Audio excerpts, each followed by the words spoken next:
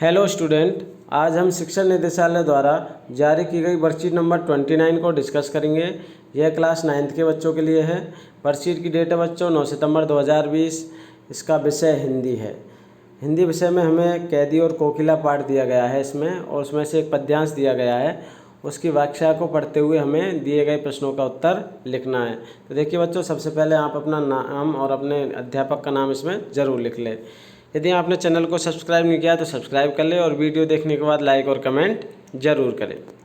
तो देखिए बच्चों, आज की कविता के कवि है माखनलाल चतुर्वेदी। कविता का नाम कैदी और कोकिला। तो सबसे पहले हम बच्चों कवि के परिचय के बारे में देखते हैं। जीवन परिचय। देश प्रेम की गौरव गाथा के अमर गायक श्री माखनलाल चतुर्वेदी जी का जन्म 1889 में कहाँ हुआ था? मध्य प्रदेश में। मात्र 16 वर्ष की आयु में ही माखनलाल चतुर्वेदी जी क्या बन गए? शिक्षक बन गए। और इनकी रचनाएं राष्ट्रीय भावना से युक्त है।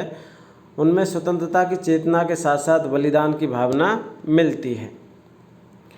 प्रस्तुत कविता जिसका नाम है कैदी और कोकिला में अंग्रेज सरकार द्वारा भारतीयों के शोषण तथा स्वाधीनता सेनानियों के साथ जेल में किए गए अमानवीय व्यवहार, अत्याचार तथा यातनाओं का मार्मिक चित्रण है।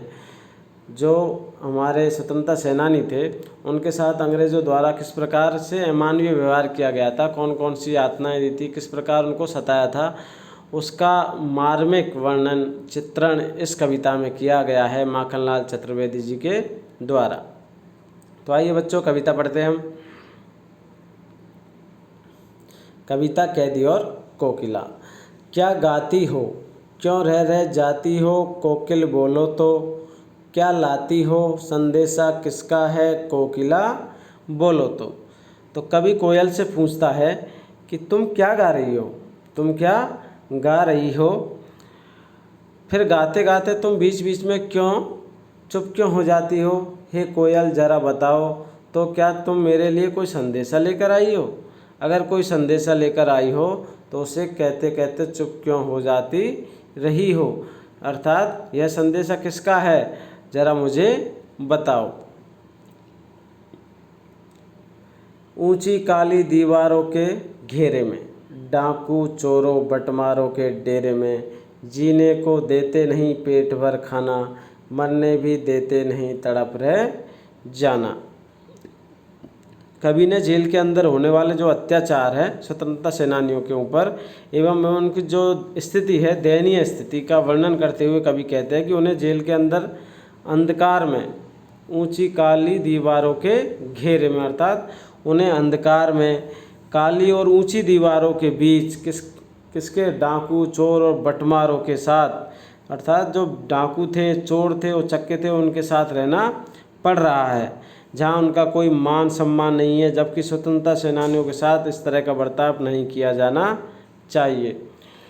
मरने भी देते नहीं, जीने को देते नहीं पेट भर खाना, मरने भी देते नहीं तड़प रह जाना। और उन्हें जीने के लिए पेट भर खाना भी नहीं दिया जाता स्वतंत्रता सेनानियों को, और ना ही उन्हें मरने दिया जाता अंग्रेजी शासन के द्वारा। यानी कि उन्हें तड़पा तड़वा कर जीवित रखना ही अंग्रेजी सरकार का उद्देश्य था। जीवन पर अब दिन रात कड़ा है पहरा, शासन है या तम का प्रभाव घेरा है।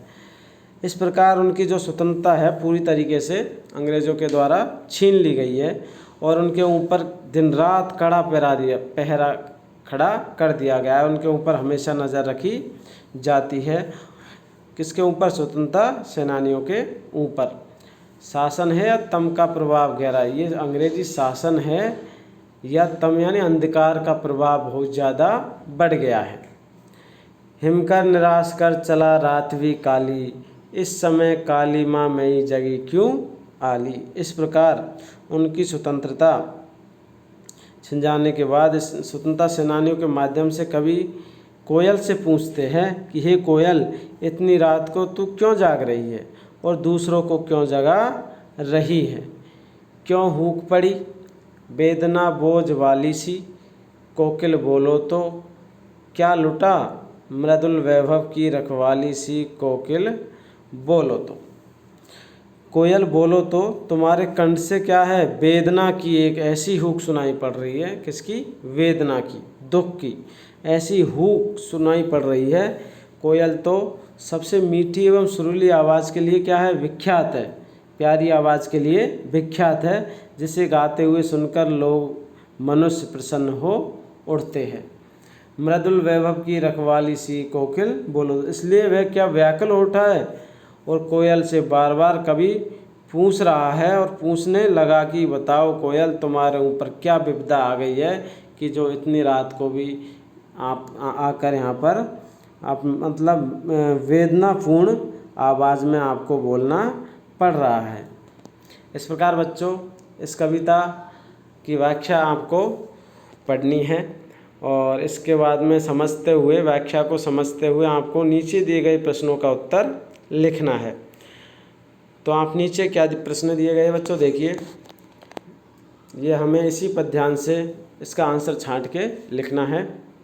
तो पहला प्रश्न बच्चों, प्रस्तुत पंक्तियों में अंग्रेज़ों द्वारा स्वतंत्रता सेनानियों के साथ जेल में क्या क्या अमानवीय व्यवहार किए गए। तो आपको जो व्याख्या दी गई है इसको आपको पढ़ना है और इसी में से आपको आंसर छांट के लिखना है। आप आंसर इस प्रकार लिख सकते हो, उत्तर लिखोगे बच्चों आप। प्रश्न क्या है, प्रस्तुत पंक्तियों में अंग्रेज़ों द्वारा स्वतंत्रता सेनानियों के साथ जेल में क्या क्या अमानवीय व्यवहार किए गए। उत्तर इस प्रकार है, प्रस्तुत पंक्तियों के आधार पर हम कह सकते हैं कि तत्कालीन समाज में अंग्रेज़ों द्वारा भारतीय कैदियों को तरह तरह की यातनाएं दी जाती थी। जैसे उन्हें अंधेरी कोठरी में जंजीरों से बांधकर रखा जाता था। उस कोठरी का क्षेत्र बहुत सीमित था, वहाँ कैदियों का रहना बहुत ही मुश्किल था तथा इस काल कोठरी में रोना भी कैदियों के लिए क्या था, गुनाह था और ऐसा गुनाह करने से अंग्रेज़ों द्वारा उन्हें सज़ा दी जाती थी। इस प्रकार इसका आंसर आप लिखोगे।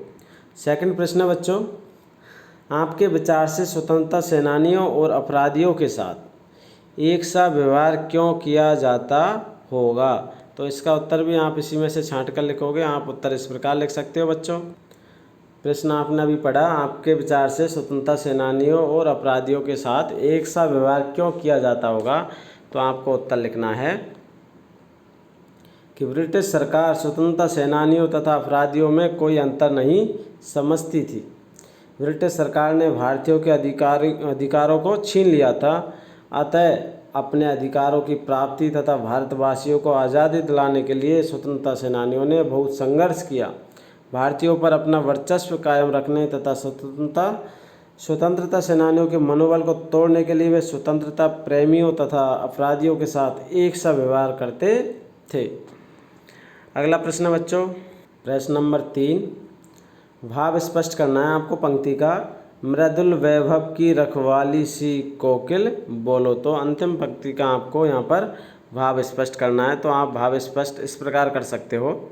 आपको उत्तर इस प्रकार लिखना है बच्चों कि मृदुल वैभव की रखवाली से यहाँ कवि का तात्पर्य कोयल की मीठी तथा कोमल आवाज़ से है। उसकी आवाज़ में मिठास होने के बाद भी जब वह वेदनापूर्ण आवाज़ में चीख उठती है तो कवि उससे उसकी वेदना का कारण पूछता है, उसके दुख का कारण पूछता है। चौथा और अंतिम प्रश्न बच्चों, कोयल की आवाज़ सुनकर कवि की क्या प्रतिक्रिया थी। लिखिए, कोयल की आवाज़ सुनकर कवि की क्या प्रतिक्रिया थी, लिखिए।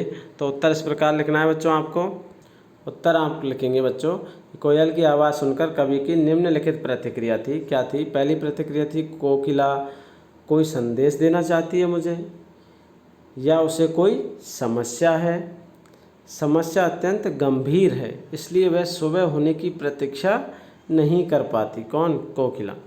कोकिला को लेखक की जंजीरों को देखकर दया आती है और वह उन्हें खोलना चाहती है। रात की कालिमा के सहारे अपने काले कष्ट को दूर करना चाहती है। इस प्रकार आज की एक्टिविटी बच्चों, आज की वर्कशीट कंप्लीट हुई। आशा है आप सभी को वर्कशीट समझ में आ गई होगी। अब आप इस वीडियो को लाइक कीजिए, दोस्तों के साथ शेयर कीजिए और मेरे चैनल को सब्सक्राइब ज़रूर करें। धन्यवाद।